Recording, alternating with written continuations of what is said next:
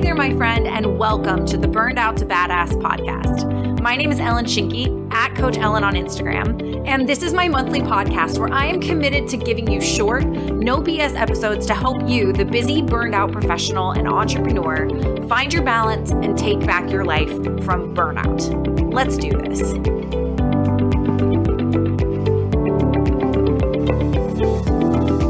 Hello there, friend, and welcome back to Burnout to Badass. I am so excited for today's topic. I feel like I'm going to say that damn near every time we start an episode, so sorry, not sorry. But I am really excited for today's episode because these are frankly stories that I never thought I would share.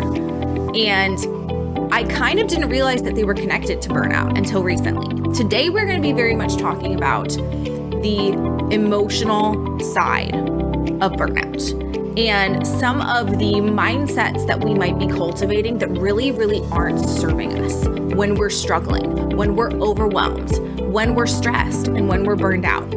And to kind of convey some of these mindset shifts, I'm going to tell some stories from climbing Camp Muir. Some of the things that climbing Camp Muir at the end of July with some of my friends taught me about burnout and about some of the mindsets that kind of undermine us when it comes to our struggles and when it comes to our burnout. So this is going to be a little bit of a different podcast today, but in no means does that mean it's unrelated. You know, just because you're not climbing mountains like I was when I was doing this doesn't mean that some of these things aren't going to resonate for you. So let's kind of get into it. But before we get into these lessons, and I've got really 4 core lessons that I want to share with you all today. For those of you that don't know, let's talk about what the heck Camp Muir is. So for those of you that don't remember, I live in the Pacific Northwest. I live just south of Seattle. So we're big hikers out here. Vastly, I feel like everybody in this area hikes. And Camp Muir is base camp on Mount Rainier. And about, 6 months ago, 2 of my friends asked me to do this hike with them. And I was super intimidated, but also really excited about the prospect of doing this hike. I actually used to have this hiking community, which, you know, it's not dead. It might come back to life at some point in the future.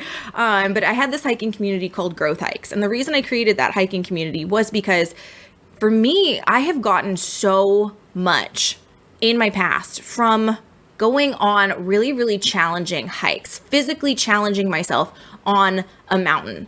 You know, there's actually a reason why my logo looks like a mountain range for so many different reasons. It's the 3 pillars of my business, but also because I feel like mountains and hiking and climbing mountains is really metaphorical. It's a really a metaphor for life. The challenges you're going to face, the summits that you're going to have to climb, the challenges that are inevitably going to come up along the way, there's a lot of personal growth embedded in that. So I've always loved hiking, and I've always loved the metaphor of climbing mountains and how much it can teach us about life and mindset and personal growth. So my friends invited me to do this, and I was really excited for it, but I was also super freaking intimidated because it's base camp. It's base camp on Mount Rainier. I don't have any interest in summiting Mount Rainier. No, thank you. But base camp of Mount Rainier, that just sounded really freaking intimidating. And so I started looking at the specs of the hike, you know, the distance, the elevation gain, and it was going to be a bitch. Like there was no doubting that it was going to be a bitch. It was like an 8-9 mile round trip hike. You know, I think like 4,000 feet in elevation gain, like pretty considerable elevation gain. But then you got to bring into the equation that you're doing this at altitude. I don't actually remember what the elevation gain was, but Mount Rainier is 14,000 feet high. So I think we were about 10,000 feet for a chunk of this hike. So long hike, lots of elevation, doing it at elevation. So it's going to be harder to breathe and harder to oxygenate. And then the final straw you add to that you're doing this hike and about a mile of it, I think a mile and a half, maybe round trip, is snowfields. You are literally hiking across essentially like a glacier on Mount Rainier. And those were 3 elements that I have never ever done before in hiking. This is all new to me. I've done hikes at elevation. I've done challenging, long, difficult hikes, but taking all 3 of those elements together of a long, grueling hike with a lot of vertical change that is at elevation with snow, that was like a completely new thing for me. But I signed up, I said yes, we're going to do it. And then the day came and I was so intimidated. And I had a lot of positive mindset going into it. But then we got to the part where we were at our highest point of elevation. We were, getting to the point where it was like the last mile or so until we would get to Camp Muir. And that's when shit got hard. And that's when we got to the snowfield. And it was so insanely challenging.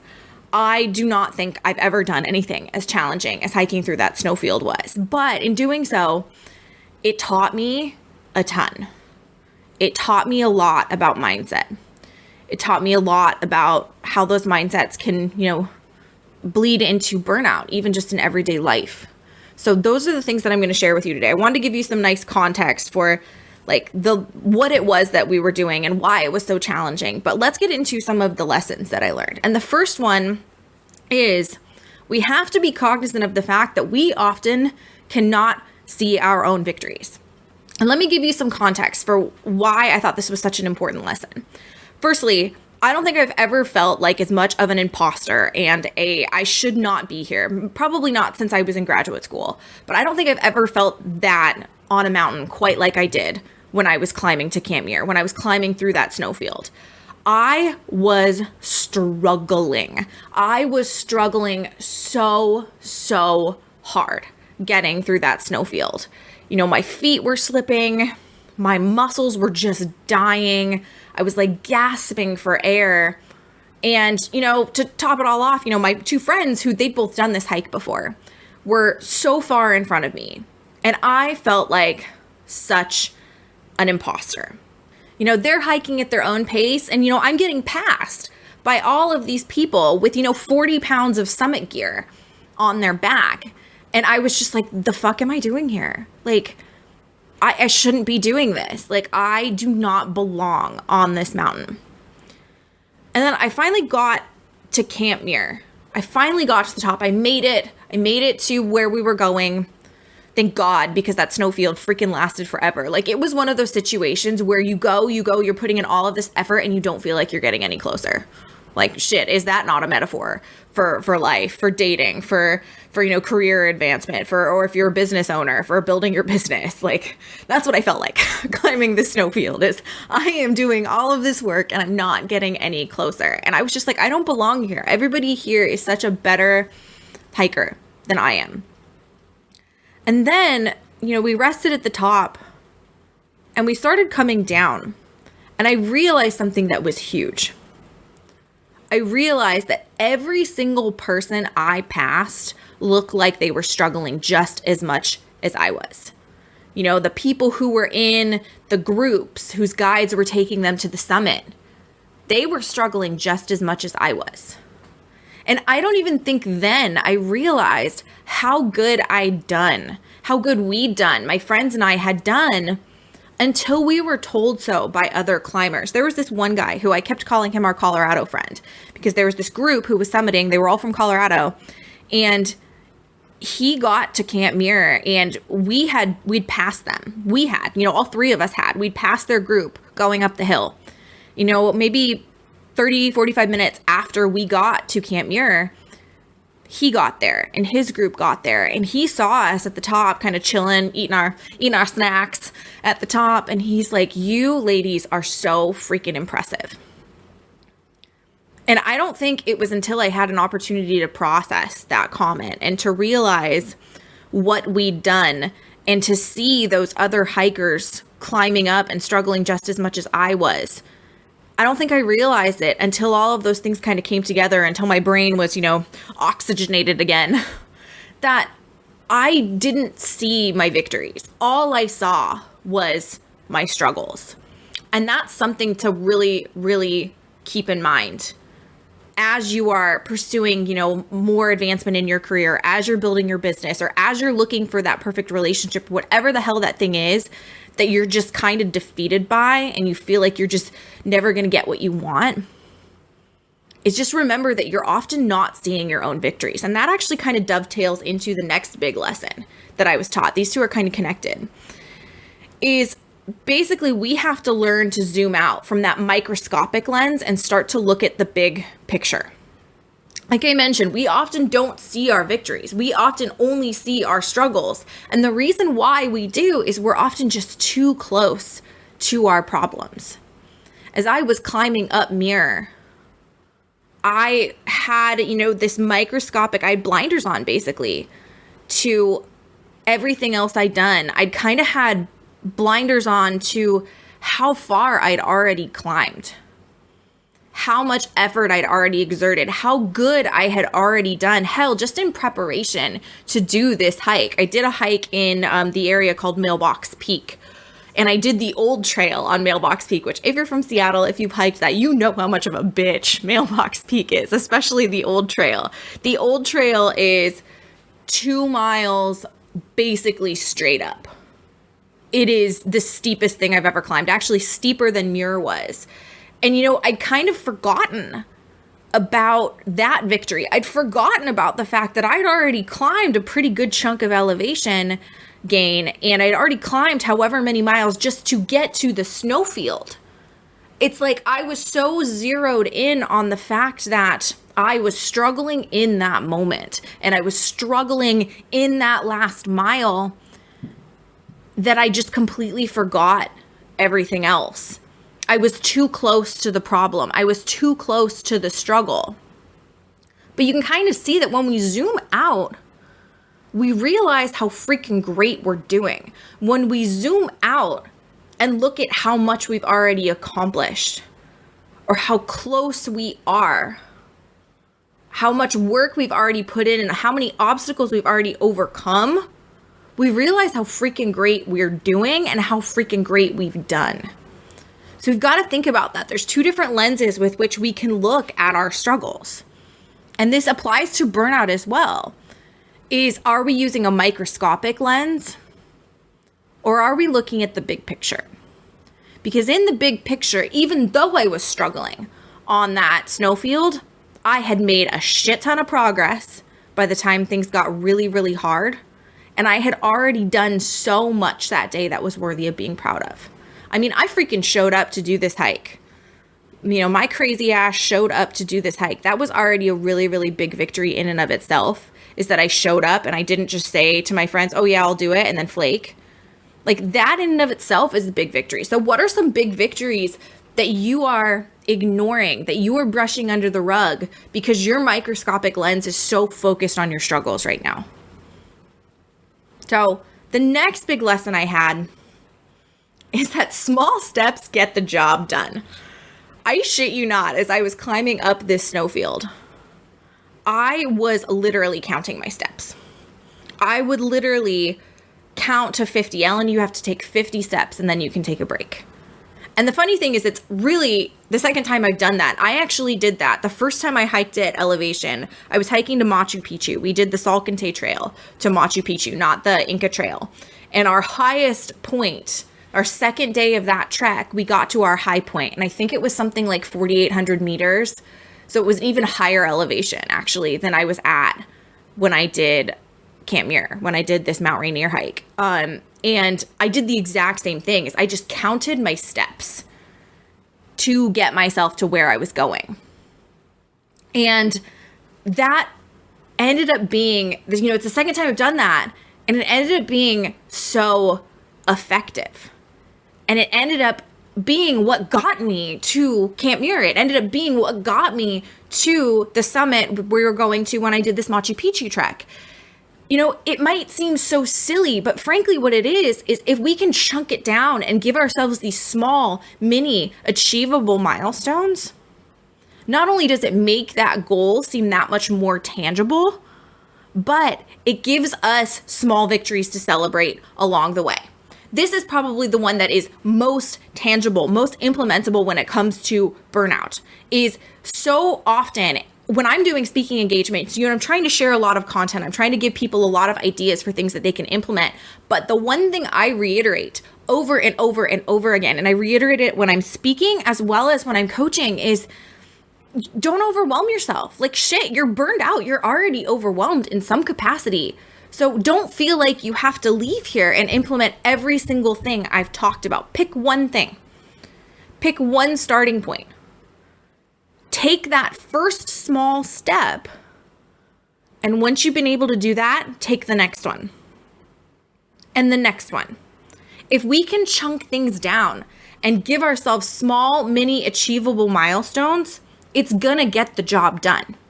In the exact same way that me taking 50 steps at a time through that snowfield helped me get to Camp Muir. It's the exact same thing. Is just take those first 50 steps and then stop and rest. And that's literally what I was doing. 50 steps, stop, rest, reevaluate. I got to a point where I would just like, girl, just do 20 steps. Like, don't even feel like you have to do 50. Just do 20 steps. So whatever you have to do, small steps get the job done. Whether we're talking about burnout, whether we're talking about relationships, whether we're talking about career changes, doesn't matter what we're talking about. Small steps get the job done. So don't feel like you have to make these big monumental shifts to do what you want to do. So those have kind of been the lessons so far. Small steps, microscopic lens versus the big picture, that we can't see our own victories. And that first one's just kind of a great awareness to have. But now we get to really, I think, the meat of this. And the meat of this, again, super applicable across the board, is we've got to run our own race and we've got to go our own pace. You probably heard throughout this, there was a lot of comparison happening on that hill as I was hiking up. You know, you've heard me talk about comparing my pace to my two friends, comparing myself to these other hikers who were freaking summiting Rainier. Like, they were summiting the mountain. I was just going to base camp, you know? And I kept comparing myself. And I felt like less because I was moving slower. I felt like a bad hiker. That imposter syndrome was kicking in so hard. And shit, I felt that in so many parts of my life. That notion that I'm not worthy or I'm not enough or this isn't going to happen for me because I was moving slower. I felt that way in my business.